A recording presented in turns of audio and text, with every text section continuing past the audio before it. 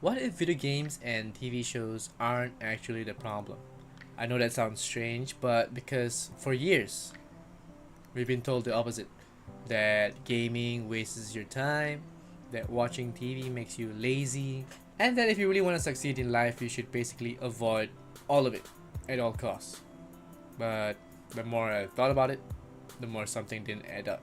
Because millions of people still tune in to TV shows or streaming platforms for nowadays, and millions of people still play games that are still releasing currently, like the new Resident Evil game. And somehow, if you think about it, does that mean everyone and each of them are lazy and unproductive, who have no direction in their lives? It's kind of stupid to think so. So, I still believe that some of those same people still manage to build great careers, stay healthy, and live meaningful lives without neglecting entertainment. So maybe the real problem isn't about video games, and maybe it isn't about TV shows either. If you spend enough time on the internet long enough, like me, chronically being online, you start to believe something really, really unrealistic.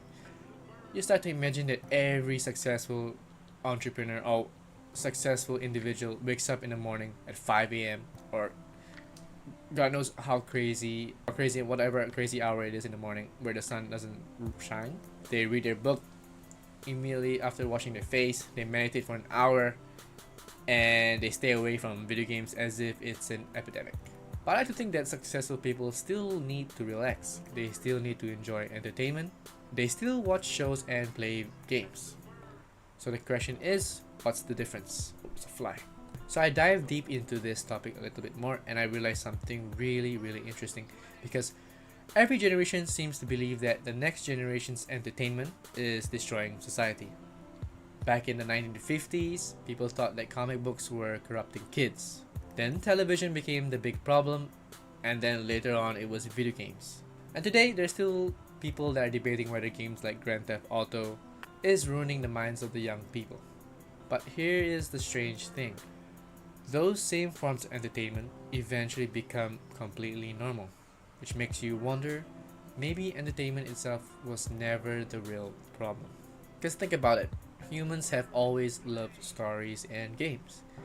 Long before streaming platforms existed, TV shows, blah, blah, or the whole internet, people gathered around fires telling stories, they watched theater, and they played games like hopscotch, snakes and ladders, board games, whatever. All sorts of games, hide and seek, catching. So entertainment has always been part of being human.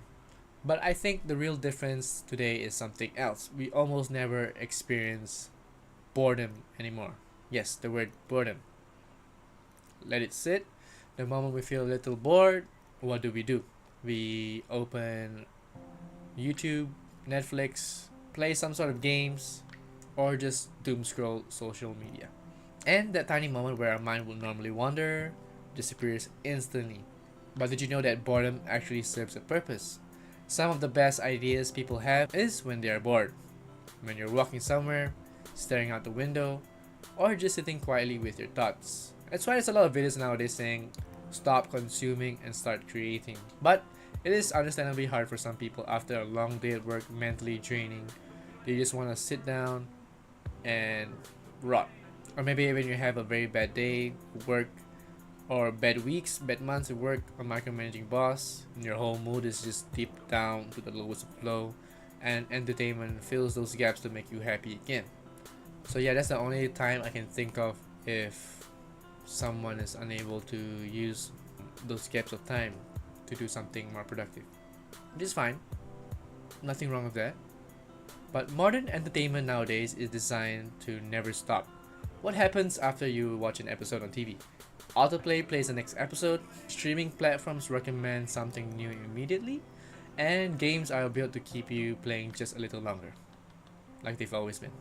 And before you know it, 3 hours disappear, and I think most of us had that moment before. You say, okay, just one more episode, or one more campaign, and suddenly it's 2 a.m. in the morning. Or you start a game thinking you play half an hour, and somehow the entire evening disappears.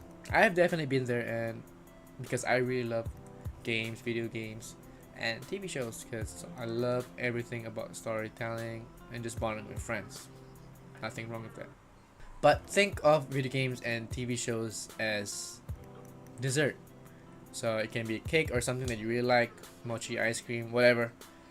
So this dessert isn't necessarily evil. Okay, having dessert after a good meal is great. It's supposed to make you feel happy. It's relaxing and it makes life a little bit more sweeter. Okay, but if the dessert is the only thing and the main thing that you consume every single day, that's where the problem starts. And entertainment works the same way. There's nothing wrong with watching a show after a productive day because that's essentially resting. A good reward after producing what sorts of things that you want to produce. And playing games with friends on the weekends. Again, there's nothing wrong with fun, bonding with friends. But watching episode after episode because you're avoiding the things you should be doing, or playing games for hours because real life feels overwhelming, that's where it's not really relaxation anymore. It's more of escapism.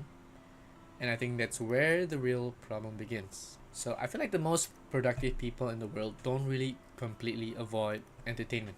They still have opportunities to relax and they still enjoy stories in many forms. They still play games. But the difference is they don't let entertainment quietly take over their time. They're able to choose when to relax instead of relaxing by accident. For example, I still enjoy TV shows and games on the weekends or maybe times throughout the day if I'm free when I have nothing to do and I need a bit of like a mood boost. Okay, but I can't possibly be gaming from 7 p.m. to sunrise just like I did when I had school holidays back then because I have to go to work the next day. Times were different back then, but it doesn't mean you have to neglect it now.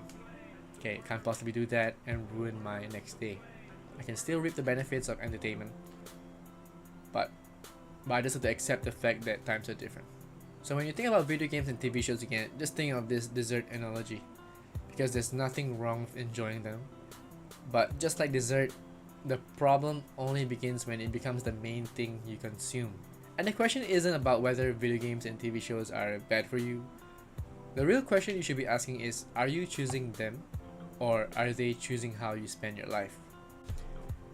Hey guys, thanks for sticking to the end of this video. If you enjoy these types of videos where I reflect on questions that you might relate to, and instead of just pondering mindlessly and endlessly to the abyss, we talk about ways that we can channel those thoughts into something more purposeful and hopefully live a happier ending. So yeah, subscribe.